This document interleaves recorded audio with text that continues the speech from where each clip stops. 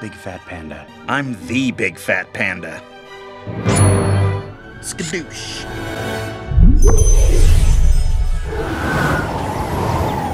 Hello and welcome to Big Fat Panda Show number 64. It's going to be a great show. Our guest is Lisa, I'm going to say it wrong, but I say it right when she's here. DiNoto Glassner? I think I said it right. She's from the Castle Run community. She's going to tell us all about Disney running, and she even got me to register for a 5K. What did I get myself into? I really don't know. I mean, I'm going to do a fast walk. I do it all the time, I'm sure, in between eating and walking. This time, there's no eating involved, I don't think, but maybe you could bring snacks with you. I don't know.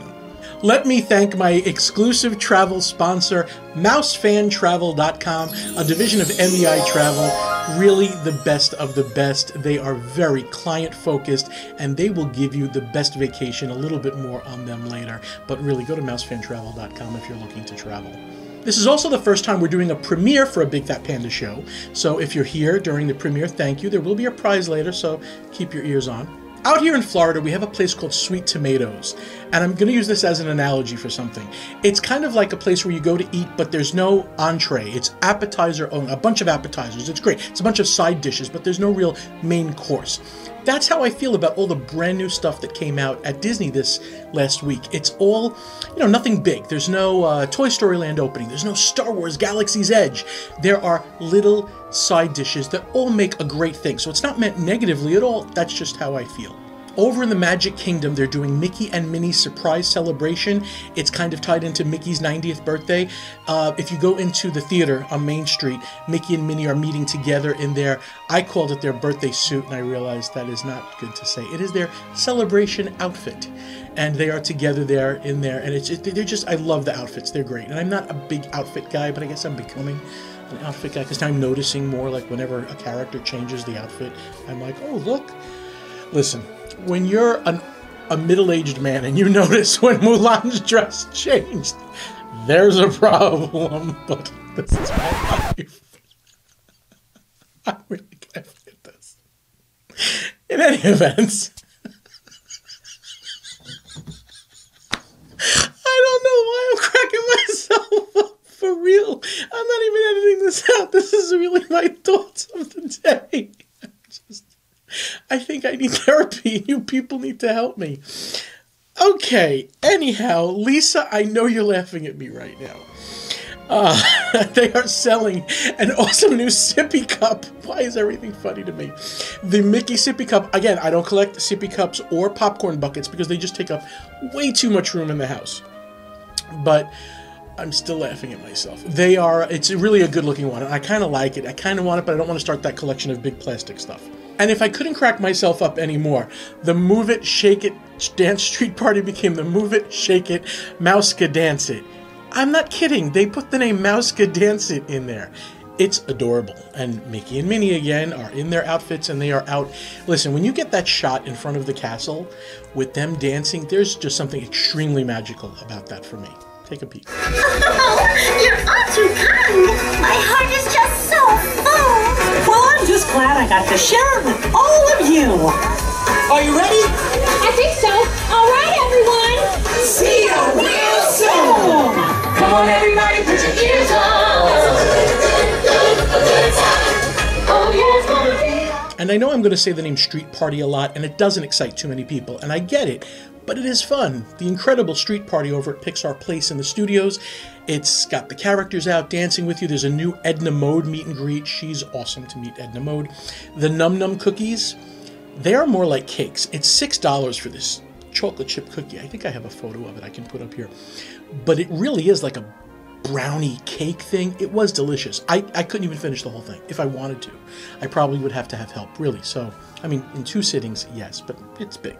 Epcot, of course, is doing the Festival of the Arts. The one dish that stands out to me is this wild mushroom risotto.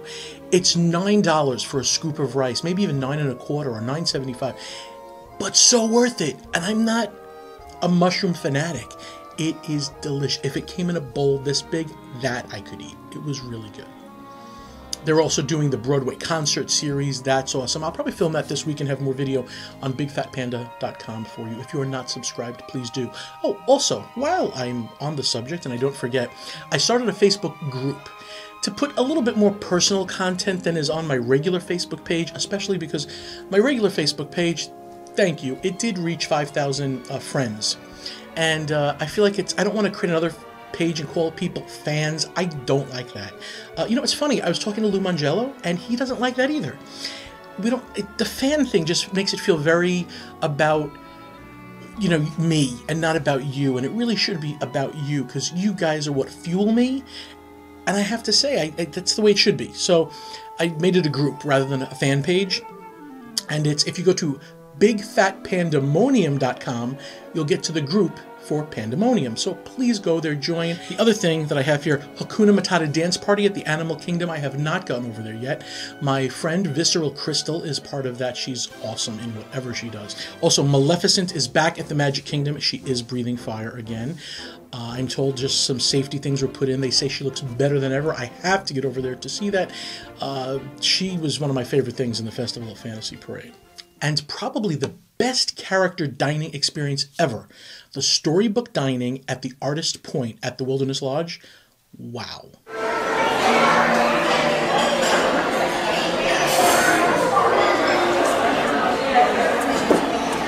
About to begin an adventure in the Enchanted Forest, an adventure that includes you.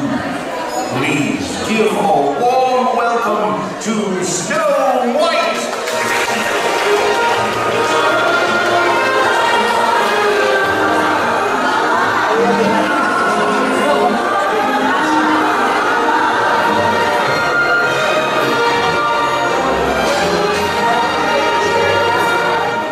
It wasn't just the food or the it was the detail. The place looked great with the trees.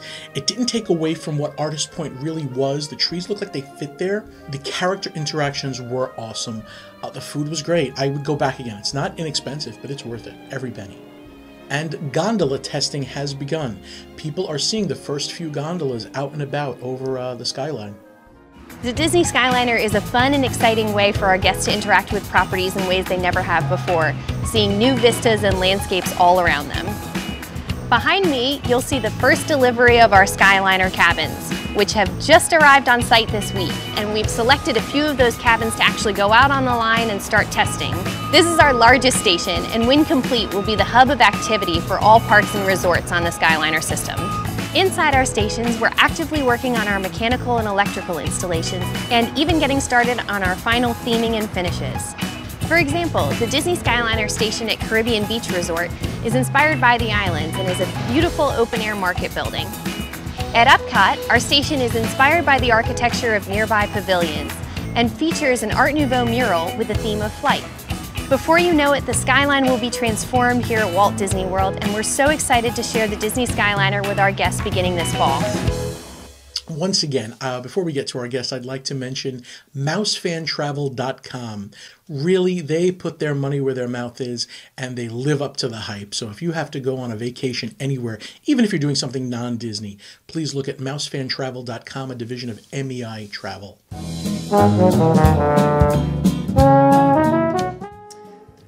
Ladies and gentlemen, I am here with Lisa DiNoto Glassner. Did I say that right? You did. You said it perfectly. Okay. So you are DiNoto, Italian. Yes. Glassner? Glassner's Jewish, but I actually am myself half Italian, half Jewish. So you're really 75% Italian. Well, I don't think it works. I'm very like bad that. with math. You can tell from past shows I'm not mathematical. So my husband is Jewish, but my parents are Italian and Jewish. Okay. So I don't think I get his Jewish biologically. No, but your kids have more Italian than Jewish now. More Jewish than Italian. I'm not going to believe that. When I meet the kids, I will talk to them about mozzarella and ricotta, and we'll see if they're really how Italian they are. How do you say the cheese that goes on pizza? Mozzarella. I don't unless I'm like. How do you say the cheese inside ravioli? Ricotta. Oh, you're not Italian. Okay. It's okay. Maybe I just don't want to look like I'm trying that hard when I'm ordering. Do you make matzo ball soup? I do. I make killer matzo ball soup. Okay, listen, I'm serious. I don't even know if this is going on the show, but I'm a soup person. You love matzo ball? I've never had matzo. I've had chicken soup, but I've never had matzo ball soup, and I want it. So and I didn't even have it. You didn't have it at L'Chaim? I did not. Okay, I'm kind of almost happy because it was fine, but it wasn't like. Okay, this was at Epcot during the festival of the holidays. They had the pastrami sandwich, the egg cream. The egg cream, which I think you had a dud. Because it was good when I had it. Okay, yeah, I had it at the preview center. Horrifying black and white cookie. Okay. But they had the matzo ball soup, which was fine. But like, I'm kind of glad that your first one will be a homemade. So I'll make you. I will film me having matzo ball soup for the first time because it looks so good. It's so good. I'm kind of excited now. So your claim to fame that I know you from as just a friend first is the Castle Run. Yes. You are a runner, a Disney runner, pretty much. Pretty much. Pretty much.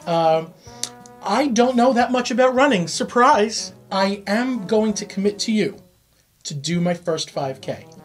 Now, the reason isn't just being a big guy. It's my flat. I have no arch. I've always had deformed bones in my feet.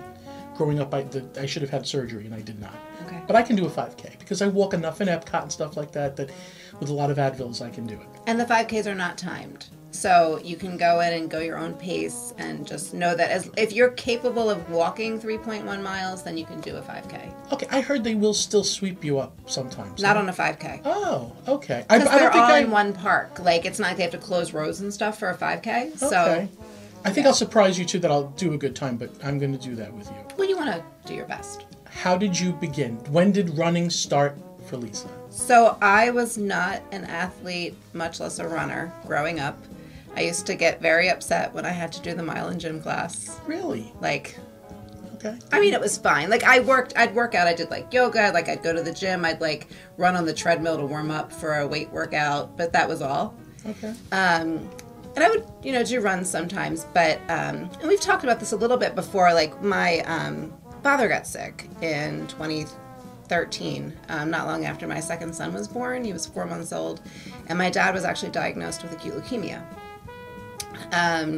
So not to bring the room down, but obviously it was a really hard time. He suffered a lot over 10 months before we lost him. And I was used to like meditating and eating well and like sort of like doing all of these things to sort of control where my head was and being able to function in the job that I was in at that time, and take care of my kids, my family. And meditating wasn't working because it was just such a bad time that I couldn't sit still with that pain and process it. You couldn't get into the headspace of meditation. No, it was too painful. I mean, more power to you if you can sit with that. I couldn't sit with it. So I started running, not for speed or to be an athlete or even like for health reasons initially. It was more just like I had to do something to get out of my own head and kind of in my own head at the same time, like have a quiet space, but where I could be like physically getting it out at the same time. That makes perfect sense to me, even having not done it. Yeah, so it was just sort of my healthy way of dealing with a really bad time. So I started doing distance running just because when I went out, it was for the purpose of losing myself in that, losing myself and also sort of giving my head, I always think of like sleeping or running or meditating as sort of your brain sort of getting its filing system in order, You're organizing, yeah. And that was what it was doing for me. So the runs would get longer as I got stronger and was, processing in that way. Remember with a computer, did you ever defragmentize? Yes. That's what you're doing. Yeah. That's how it is. It's defragging. Yeah, that's a really good way of putting it. So anyway, we did lose my dad, and I kept running because it was, had become just an important part of my life at that point.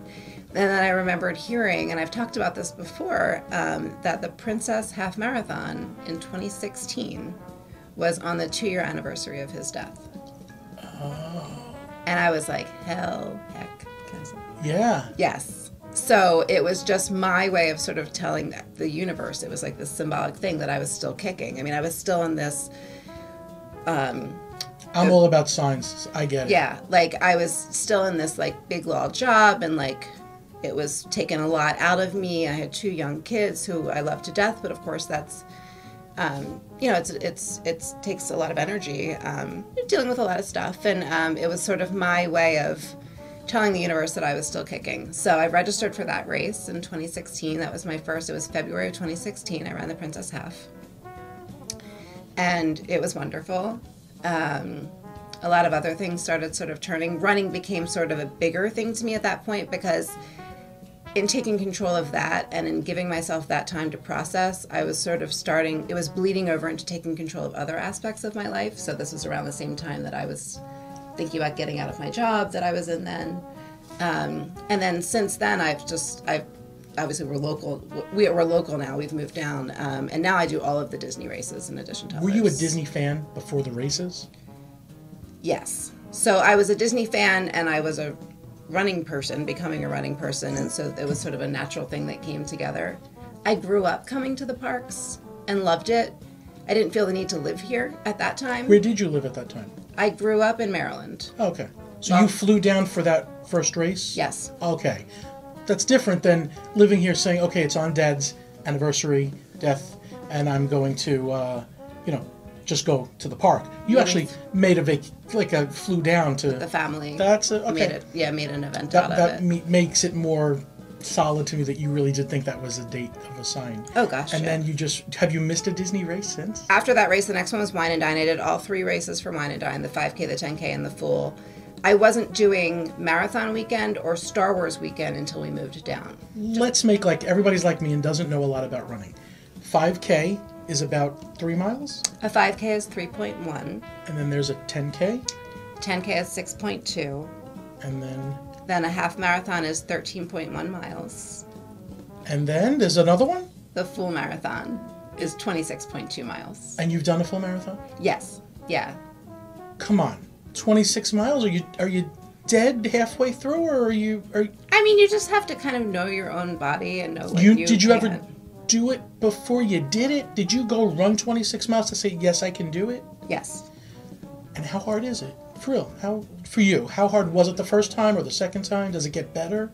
So just a marathon, which sounds absurd to say, but just a marathon, you just go out there, you run your own pace, you're not going to be sprinting. I can run a 5K a heck of a lot faster mile per mile than I can run a full marathon, because you do stop and regain. Because you just have to know going in that if, you can't go out the gate, full speed ahead, because you've still got to have energy left to get yourself through mile 26. Okay, so you will lose steam. No. There was a lady about 5 years ago. They took pictures of her with her number on. As the race is going, she somehow hopped on a monorail to get further. How cool is that, though? Yay for her. I'm kidding. I mean, I'm not kidding that it happened, but not yay for her. Take me through the process, so that I'm not the morning you get up, the corral. Give me the process of how a Disney run works. By the way, you do get a medal at the end. I will show you some of her medals up here. Give me the process. So let's talk through a 5K, since that maybe you'll. That's going to be my first one. You said you would do it with me. I will absolutely do it with you. Okay. It would be my honor to go through a 5K with you. Whatever pace you want to keep, we'll do it together. I'm hoping that I surprise you and you're like, okay, better than I thought, John. I hope. We're going to have a blast. About 6 months out, it varies, but you'll register for the race. And for some races, you'll put in a proof of time just so they have a sense of how fast you expect to get through it. For a 5K, you don't have to do that. Okay. Oh. Okay. So no worries. And then, the race comes a couple days before the race, or the day before for the 5K, you'll go to the expo at ESPN. Pick up your race bib, show your ID, you sign your little race waiver. They've got cool merch. You can go, get suited up and some fun t-shirts and all that good stuff. They've got some third-party gear set up in the Visa Center that you can look around and get some things for the run. And then the morning of the race, so the morning of the 5K, they're very, very early. So 5 a.m.-ish? So the races start at 5:30. Oh, okay. But because they're organizing so many people and there's road closures and stuff, as a local, you're probably going to wake up, I usually wake up at 2 a.m. because I still have to go through my morning routine, even if it's 2 o'clock in the morning. I can't go out and run, without a shower and, having breakfast and coffee. Yeah, exactly. So I usually wake up at about 2, go through sort of my morning routine, leave the house close to 3. head over to, they're usually at the Epcot in the parking lot. Is where everybody sets up. So it's fun. There's like a DJ playing music. They've got people announcing stuff. There's like characters. It's the best people watching ever because the costumes are amazing. You don't have to wear a costume, but you can. And as many people do as don't. The last thing I need on my first 5K is a costume to call attention to my fat self in a tutu. But like, how amazing would it be? It would be. It would. You'd watch that, right? You would. But no, so you go and there's all kinds of entertainment and fun, and you kind of spend time with the people that you're running with, or the people that you know. And then you'll go to the corrals because they kind of break people up by groups so that they're not releasing 25,000 people onto the course at once. Okay, and this is a dumb question, but if I'm in the middle corral, they obviously start my time when they let me go. They can't say those people finished before me. Right. So there's actually like a little like chip built into your race bib, and when you cross the start line, there's a little sensor. So they actually can. Did not know this. Yeah. So you get your real time. So there's people there, like there will be people who are finished the 5K before other people have started the 5K. Can you put your bib number in something on the internet to get your time? Stop it.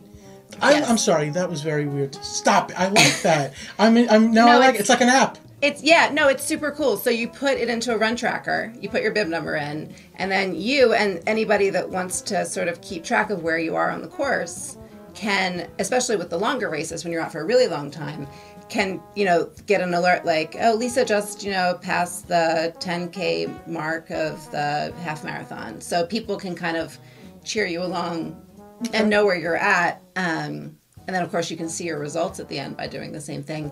The other thing that's very cool is that you have PhotoPass.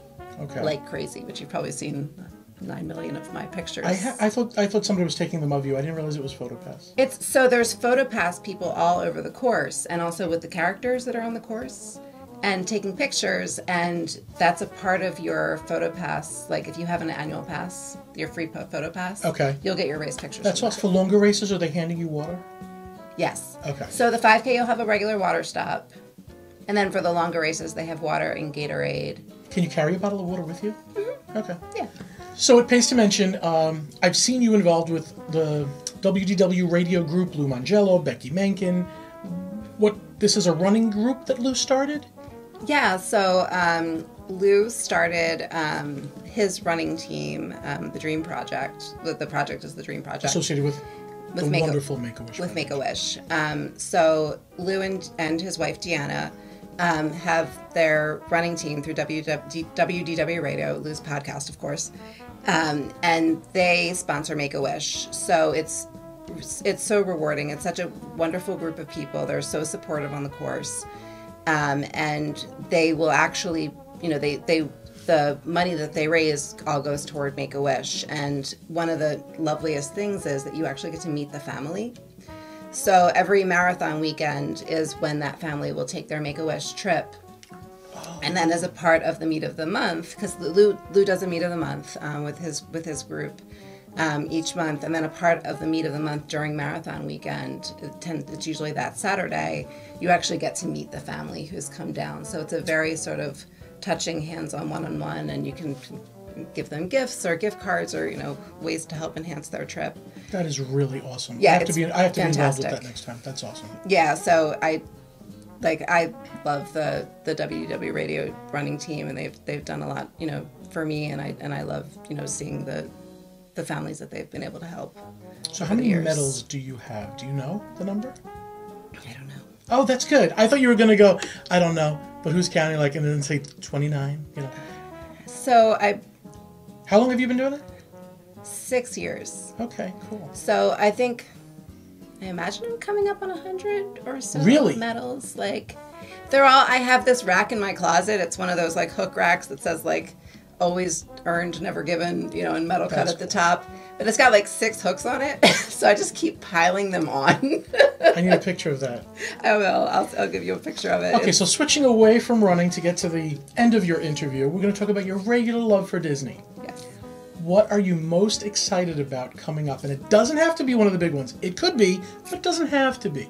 What are you most excited that's coming? I'm most excited for Tron. Really? Oh, that's great. I love a good coaster, and I'm crazy excited for like Tomorrowland getting its love. I just feel like it's the beginning of what's going to be this necessary.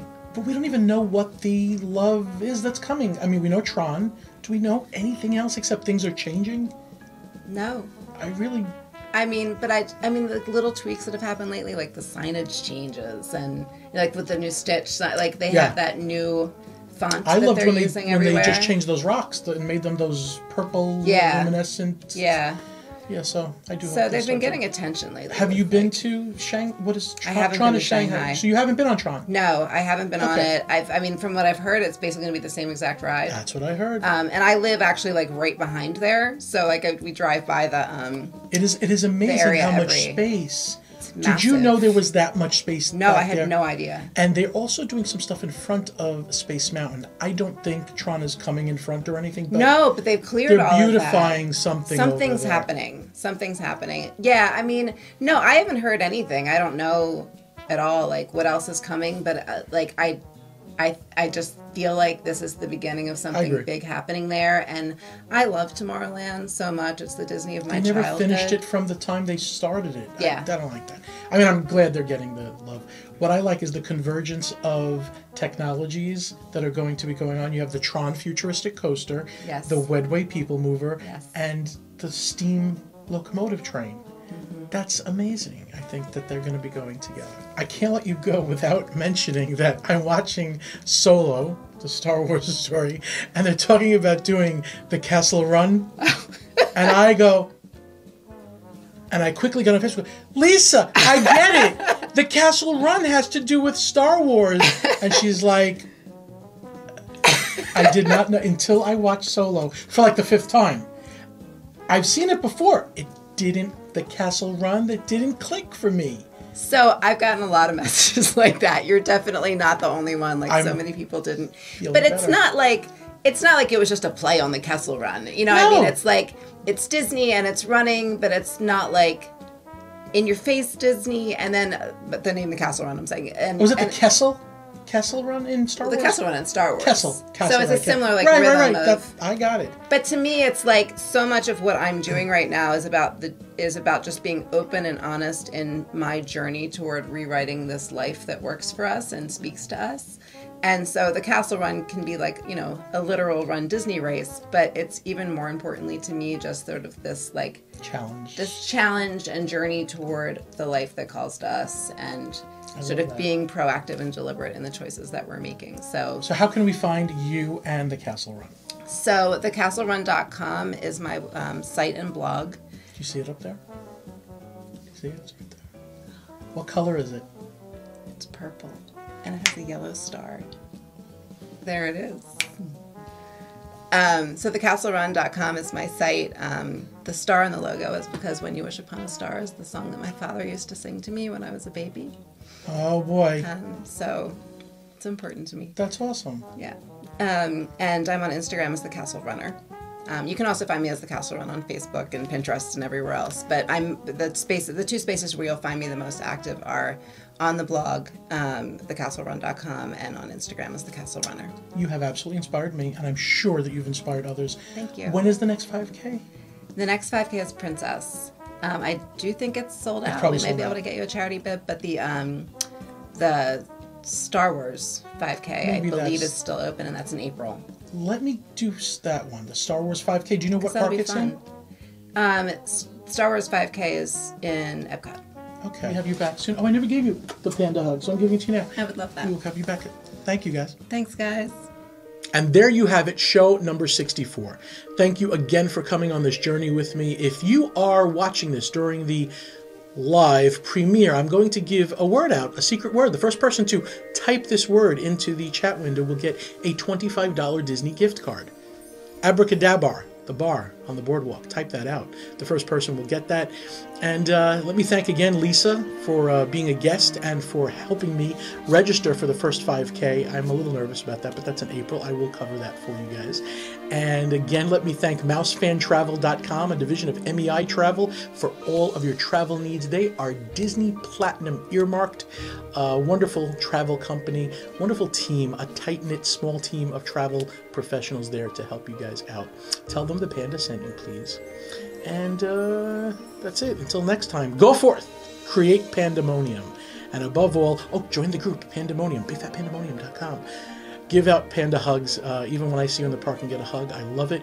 Until next time, Panda out.